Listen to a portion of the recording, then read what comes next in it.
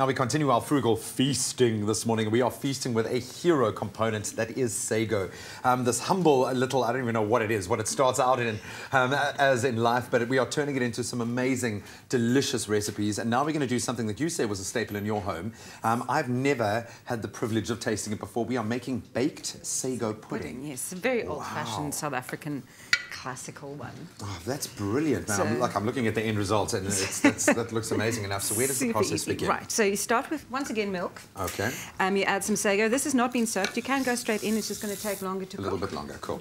But you can also just soak it a little bit. And you soak it in water, hey? Just water, yes, cool. yeah, and cold water, not hot water. Okay. And then salt, always a bit of salt, and then nutmeg and cinnamon, wonderful warming spices. This is a winter pudding. Yeah, and that seems to be kind of the general flavor palette when dealing with Sago. You know, you've got to have that spicy cinnamon vibe.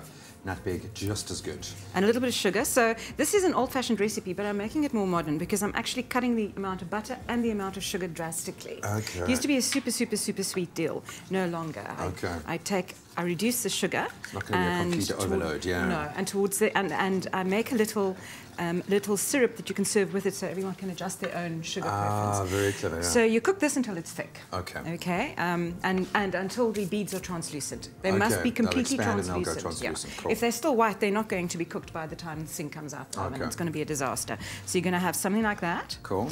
And then you put in a yolk of an egg. Okay, presumably you let it cool. You let it, yeah, you do the requisite. You let it cool a bit, yes. Or if you don't Sago. let it cool, you need to whisk like a mad Very woman. quickly. Yeah. So you stir this in a little bit of butter, small knob of butter, and egg yolk. So what's going to happen is the egg yolk, as it bakes, it's going to thicken it and it's going to set it.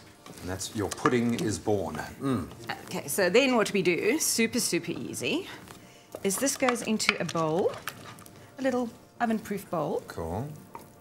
That you put in a larger bowl, like make a little bain-marie, you fill it with some water. So your pudding bakes very gently. Oh, you can see it's already kind of developing that pudding consistency.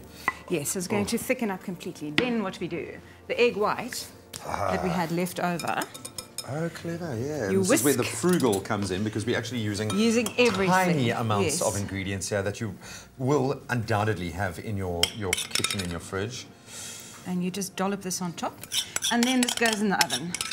160, brilliant. 30-40 minutes until it's set and golden.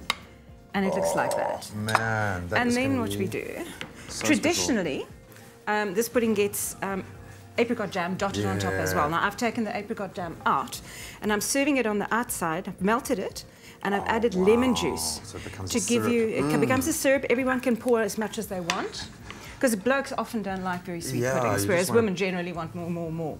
So, and a little bit of lemon, so you've got that freshness, just cutting through all of the sweet. And that is a traditional but modern. I quite like it. You can also do it in like small little ramekins for individuals. Oh, that is amazing. The keyword here is dessert to 33728, and you can create your baked Sago pudding yourself. Just click on the link. We'll send you the ingredients list. I'm not going to destroy this before we take some photos, but it looks absolutely amazing. We'll be back with one more genius frugal feast this morning, so stick around.